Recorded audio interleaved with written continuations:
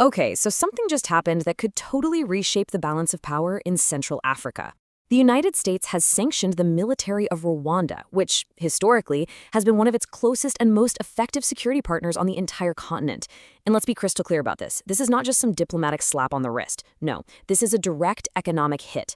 It's a loud and clear message from Washington telling Rwanda to get all of its troops out of the neighboring Democratic Republic of Congo and to do it now. What we're watching in real time is the public implosion of a decades-long alliance, and it's all playing out in one of the most volatile regions in the world. To really get how big of a deal this is, you have to look at the history. For more than 20 years, the US and Rwanda have had this deep, but also very complicated partnership. After the 1994 genocide, Rwanda's military, the RDF, was rebuilt into one of the most disciplined and capable armies in Africa. And Washington saw them as a rock, a pillar of stability. With US money and training, Rwandan peacekeepers became absolutely essential in hotspots from Darfur to the Central African Republic. They were a go-to partner for AFRICOM, the US military command for Africa.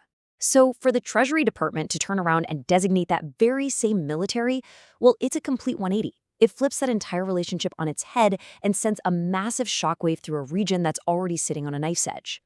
And believe it or not, this conflict directly impacts the global economy and, yeah, probably the very device you're watching this on right now. The area at the heart of this war, the eastern provinces of the DRC, is basically a treasure chest of the critical minerals that power our modern world. It is no exaggeration to say that our digital age is built on resources that are buried right there. So the stability of the supply chains for our smartphones, our laptops, the batteries in electric cars, it is all directly tied to the stability of this region. And right now, that tie is being stretched to its absolute breaking point. This isn't just some faraway conflict, it's a fight over the literal building blocks of 21st century technology. Now, here's the part that's honestly pretty terrifying about all this. The potential for it to just blow up. These sanctions are a massive gamble by the United States. The goal, obviously, is to de-escalate, right? To put on so much financial pain that one side has to back down. But there is a very real chance it could do the exact opposite. It could back a proud, powerful military into a corner and push an already tense situation right over the edge into a full-blown regional war. We're talking a war that could pull in half a dozen countries and displace millions more people on top of the 7 million already affected. The entire Great Lakes region is truly on the brink. So let's get into the nitty-gritty of what actually happened on Monday, March 2nd, 2026. The order came down from the Treasury Department's Office of Foreign Assets Control. You've probably heard of it as OFAC. Now, for anyone who doesn't follow this stuff, think of OFAC as the U.S. government's financial hammer. It's the agency that lets the U.S. use the power of the dollar as a weapon of foreign policy. When OFAC puts out an order, the entire global financial system snaps to attention. And this time, its target wasn't some terrorist group or rogue state, but the entire military of a partner nation and its top brass. And these sanctions, they're not just some vague threat. No, they are laser-focused, designed to paralyze the command and control of the Rwandan military. You can see the list right here. First, the entire Rwanda Defense Force, the RDF itself, is on the list. Then they name 4 of its highest-ranking commanders: the Army Chief of Staff, Vincent Nyukarenli, the Chief of Defense Staff, Mubarak Muganga, the commander of the 5th Infantry Division, Major General Ruki Karusi, whose guys are allegedly operating deep inside the DRC, and the head of the Special Operations Force, Stanislas Skashugi. Now, the comparison's not perfect, but for a U.S. audience, this is basically like sanctioning the Pentagon's Joint Chiefs of Staff. It's a direct shot at the heart of Rwanda's military. So what do these OFAC sanctions actually do? This is so important to understand. This is not a slap on the wrist. It is a form of economic war. As you can see here, any and all property that these guys, or the RDF itself, might have in the United States, we're talking bank accounts, investments, houses, is immediately blocked, frozen. Any of their assets held by U.S. citizens anywhere in the world are also frozen. American companies are forbidden from doing any business with them. No selling them weapons, no software, not even fuel. And it goes further. Foreign banks that keep doing business with them risk getting hit by what's called secondary sanctions, which could cut them off from the U.S. financial system too. The whole point is total financial isolation, to make it impossible for the RDF to function on the world stage. So you have to be asking, what on earth could make Washington take such a drastic step? To get that answer, we have to turn our attention just across the border, into the sprawling, mineral-rich, and constantly unstable eastern part of the Democratic Republic of Congo. The official reason for all of this is the violent campaign of a rebel group known as the March 23rd Movement, or as everyone calls them, M23. This group, where it came from and who's backing it, that's the absolute epicenter of this whole crisis.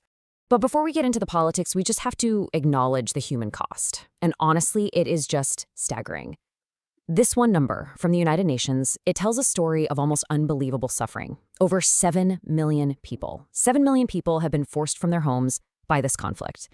Just think about that for a second. That is more than the entire population of Ireland or New Zealand. Refugee camps are overflowing. People are desperate for the basics. Aid agencies are completely overwhelmed. Diseases like cholera are spreading like wildfire. This isn't some abstract problem. It's a humanitarian catastrophe of the highest order, and it is getting worse every single day.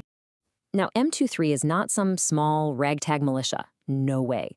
They are a highly organized, heavily armed, and brutally effective fighting force. As you can see, they've taken over huge chunks of territory in the North and South Kivu provinces. This includes major cities like Goma and Bukavu, which aren't just cities, they're vital hubs for trade and, crucially, for international aid operations. By controlling them, M23 can literally choke off the lifeline to millions. They've also been smart, capturing lucrative mining towns, which gives them direct control over the minerals that fund their war. But it's their methods that have brought global condemnation. The U.S. State Department, the UN, human rights groups, they've all documented horrific abuses, including summary executions of civilians and widespread, systematic sexual violence used as a weapon of war. Okay, so this right here is the absolute core of the problem. You have two versions of reality that are completely, totally at odds with each other. On one side, you have Washington. Their claim is direct, it's blunt. The U.S. says M23's recent success would be impossible without a ton of direct help from next door. They're saying the Rwandan military, the RDF, isn't just supporting M23, they're actively fighting alongside them, inside the DRC, with thousands of troops and advanced weapons. We're talking things like mobile surface-to-air missiles. Then, on the other side, you have Kigali's response, which is a flat-out denial and a counter-accusation. The Rwandan government says the DRC is the real aggressor. They point to the DRC's alleged work with the FDLR, a hostile militia in Congo started by the perpetrators of the 1994 Rwandan genocide. From Rwanda's perspective, what they're doing is a matter of national security, it's self-defense against a mortal threat right on their border. And Rwanda's public reaction has been anything but quiet. It's been furious. This quote from the government spokesperson, Yolande Makolo, came out just hours after the sanctions hit, and it perfectly sums up their stance. She calls the sanctions unjust and one-sided, arguing they misrepresent the reality on the ground and distort the facts of the conflict. So you can see, Rwanda doesn't view this as a fair move by a neutral party. They see it as a profound betrayal by an ally who has decided to pick the other side.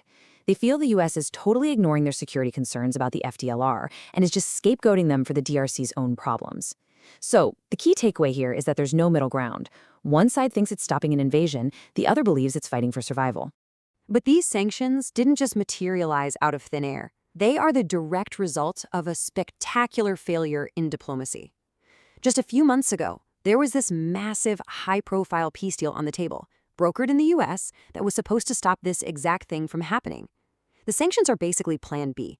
Plan A was this landmark agreement that fell apart almost as soon as the ink was dry, and its collapse is what triggered this whole crisis.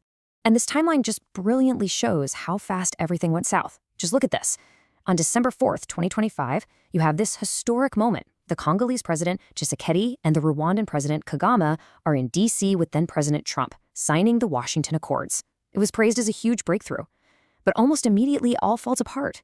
By January, heavy fighting is back on, and the U.S. and DRC are alleging that Rwandan forces directly attacked Congolese troops, a clear violation of the deal. By February, M23 isn't retreating, they're advancing, and the DRC is hitting back with drone strikes. The deal was dead. And so on March 2nd, the U.S., having staked its own presidential prestige on this failed deal, switches from diplomacy to punishment. So let's zoom out now, because as we touched on earlier, this is not just a regional African conflict. The reason you see superpowers getting involved, the reason there are presidential-level peace deals, and the reason you should be paying attention is all because of what's buried in the ground in eastern Congo. The global stakes are huge, and they revolve around control of these critical minerals, the stability of Africa, and the constant risk of a much wider war. This slide right here really breaks down the direct line from the front lines of this war to our daily lives. It's a simple but really powerful supply chain. The fighting in eastern DRC directly threatens the mines where these minerals are pulled out of the ground. When those mines get disrupted or taken over by militias, the global supply of a mineral called coltan is threatened. Coltan gets refined into a metal called tantalum, And tantalum is absolutely essential for making the tiny, high-performance capacitors that manage power in almost all modern electronics.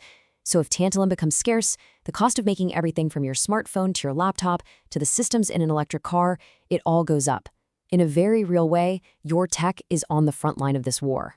And we're talking about a literal mountain of wealth here. The Eastern DRC has some of the world's biggest and richest deposits of these key minerals. You've got Coltan, which we just talked about, then there's Cobalt. The DRC produces over 70% of the world's supply. Cobalt is critical for the lithium-ion batteries that power the entire EV revolution.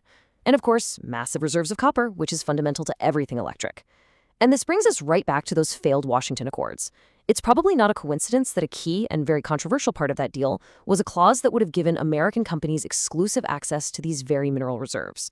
So yeah, this isn't just about peace. It's about securing the resources for the 21st century economy. Now here's a really dangerous, unintended consequence that has policymakers in Washington and at the UN seriously worried. Sanctioning the Rwandan military doesn't just affect Rwanda and the DRC. Like we mentioned, the RDF is one of the most professional armies in Africa, and because of that, they're a huge contributor to international keeping missions. They have thousands of troops on the ground right now, providing stability in the Central African Republic and fighting an ISIS-linked insurgency in Mozambique. If these sanctions cripple the RDF's budget, or if a furious Rwandan government pulls its troops out in protest, you could see a massive security vacuum open up overnight. It's a domino effect that could be devastating across the whole continent. All of this brings us right back to today, to this incredibly tense and uncertain moment. The United States has drawn its line in the sand with these sanctions. Rwanda has shot back with defiance. The DRC feels like it has backing, and the M23 rebels are still on the move. The entire region is just holding its breath. We are at a very dangerous crossroads, and the path that's taken from here will have consequences that ripple out far beyond Africa, affecting everything from global security to the price of your next phone. So, we end with the one central, unresolved question that's hanging over everything.